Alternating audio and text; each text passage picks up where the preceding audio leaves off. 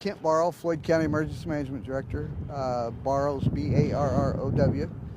At 10:17 this morning, we received a call of a orange plume in the air. Fire responded along with our agency.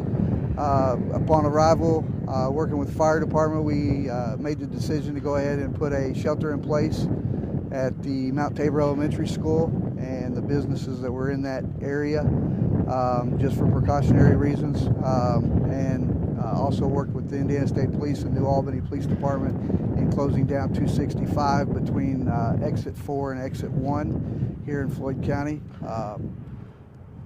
Other than that, once we got on scene, we worked with the plant here to determine what the cause was and what the release was. So I'll now turn it over to Paul McCauley. My name is Paul McCauley. I'm the Executive Vice President of Bluegrass Chemical. Can you spell your name? MCCAULEY. As Kent said, about 10:15 this morning, we had a reactor that reacted at a rate faster than normal. We couldn't, normally we generate NOx all day long and we scrub it through a series of scrubbers. We have a permit with the Indiana Department of Environmental Management that allows us to do that. This morning the reaction was proceeding at a rate that we could not get it to the scrubbers quickly enough, and it filled up our building, and after it filled our building, of course, it released into the air and wafted through the air until we could get the reaction under control and get things back to a state of normalcy. The actual quantity so far is undetermined. We have an internal investigation going on. We're not, we'll report that to IDEM. It'll be an open record, of course, when it's reported to IDEM. But the pollutant is just oxides of nitrogen. They are a common byproduct of what we do here. That's nitrating metals. We make a line of metal nitrate solutions that are used for everything. Micronutrients for citrus groves to power generation. So, when it comes to breathing in, is that chemical okay? How do you define that? Well, NOx is a pollutant, so no pollutant's good to breathe in, needless to say. NOx comes out of the tailpipe of your car as well. It's just different concentrations. So when you hear about something like this happening, is that a cause for concern? Well, I think anytime you're in the chemical industry, there's always a cause for concern. I mean, obviously, you know. That's why we have scrubbers, is to abate the NOx and abate the pollution, and sometimes things don't go as planned, and we're working on an internal investigation now to determine the root cause.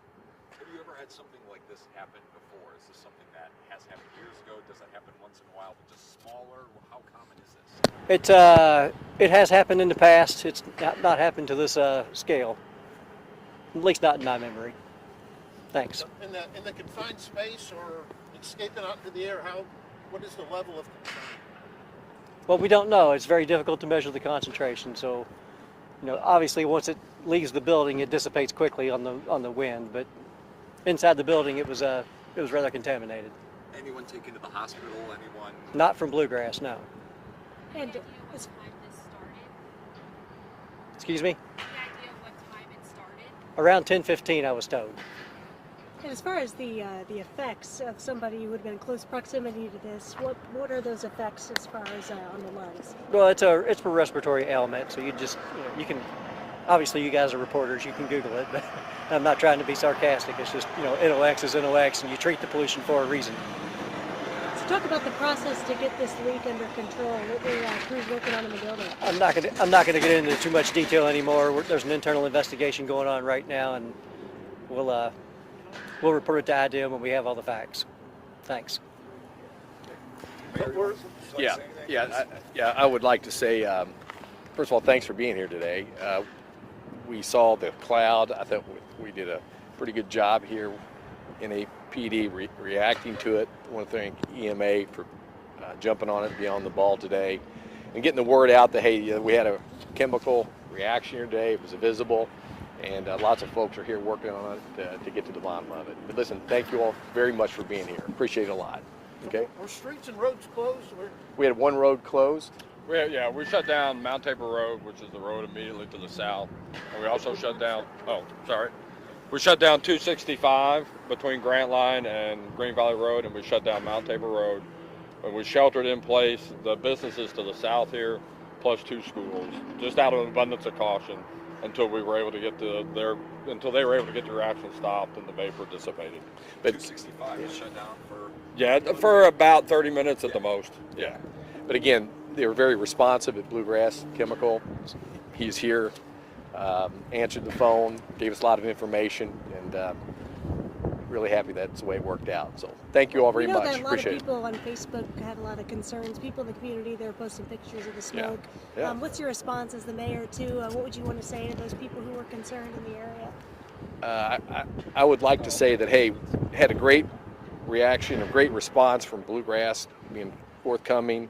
I want to thank EMA for everything they've already done. Thank our fire department, our police department. We're on the job, and yes, pending investigation, I think everything's fine. So there's no threat to the public? Not at this moment. Okay. You said 2 schools, Mount Tabor and what's the other? Christian Academy. They're the 2 schools just south of here. What about IUS? Were they- The prevailing wind was out of the north. We did contact IUS and let them know that they were safe.